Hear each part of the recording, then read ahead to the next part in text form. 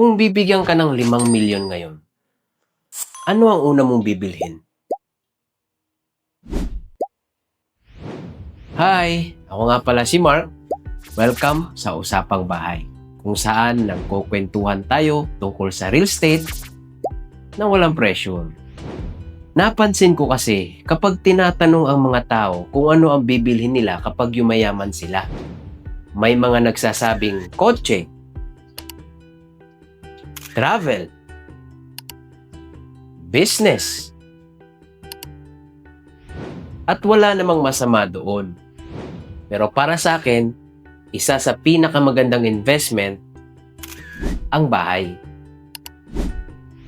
Hindi lang dahil tumataas ang value neto paglipas ng panahon, kundi dahil nagbibigay ito ng seguridad para sa iyo at sa pamilya mo. Ikaw naman, kung bibigyan ka ng 5 milyon ngayon, ano ang una mong bibilhin?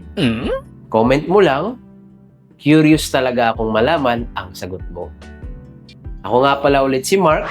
Kita-kita tayo sa susunod nating Usapang Bahay.